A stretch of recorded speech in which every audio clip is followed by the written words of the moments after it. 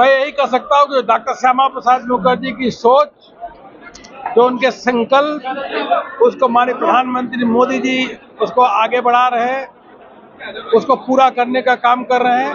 और जो प्रदेश में हमारी सरकारें हैं, यहाँ पे चाहे प्रदेश के यशस्वी मुख्यमंत्री योगी जी हो, चाहे पश्चिम बंगाल में शुभेंदु अधिकारी वहाँ के मुख्यमंत्री हो, सभी डॉक्टर श्यामा प्रसाद मुखर्जी जी के सपने हैं उसको साकार करने की दिशा में आगे बढ़ रहे हैं। पाकिस्तान के कुछ अपने लोगों ने प्रधानमंत्री नरेंद्र मोदी और पाकिस्तान के प्रधानमंत्री को जो आपसी सहयोग है, आपसी रिश्ता उसको प्रधानमंत्री रखा जाए, तो कैसे देख रहे हैं? देखिए, यह हमारी सरकार, हमारे प्रधानमंत्री मोदी जी, इनको तय करना है। सबसे बड़ी बात है कि अगर पाकिस्तान की नीयत ठीक होनी चाहिए।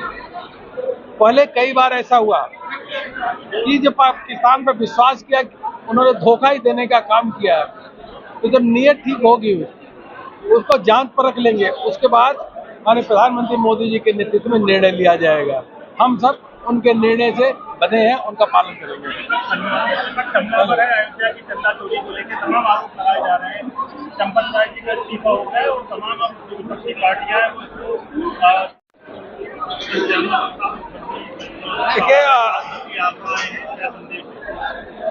देखिए, प्रखर वक्ता, महान शिक्षाविद और एक तरीके से राष्ट्र नायक डॉक्टर श्यामा प्रसाद मुखर्जी जी की 125वीं जयंती और उन्होंने जनसंघ की स्थापना की। और भारतीय जनता पार्टी यह महान पार्टी, उनके जो सिद्धांत हैं, उनके व्यक्तित्व है, उनको कृतित्व को यहाँ पे चर्चा हुई है, उसको लेकर के सदैव हम प्रेरणा के साथ आगे समाज में काम करें। और डॉक्टर श्यामा प्रसाद मुखर्जी जी को हम सब नमन करते हैं। हम सबको याद है कि डॉक्टर श्यामा प्रसाद मुखर्जी जी ने सर्वोच्च बलिदान देकर के एक देश में 2 निशान 2 विधान 2 प्रधान नहीं रहेगा, इसके खिलाफ आंदोलन किया। और प्रधानमंत्री नरेंद्र मोदी जी ने धारा 370 हटा करके उनके सपने को साकार किया। यह कांग्रेस पार्टी है। डॉक्टर श्यामा प्रसाद मुखर्जी जी जो पहले केंद्रीय मंत्री भी थे और उसके साथ साथ लोकसभा के सांसद थे, जनसंघ के अध्यक्ष भी थे। उनकी जो जम्मू कश्मीर में संदेहास्पद, एक तरीके से कहीं संदिग्ध स्थिति में मृत्यु हुई, हम तो कहेंगे उनकी हत्या ही हुई, उसकी जांच भी नहीं कराया। और यही पाप जो कांग्रेस को धीरे धीरे सिमटता जा रहा है।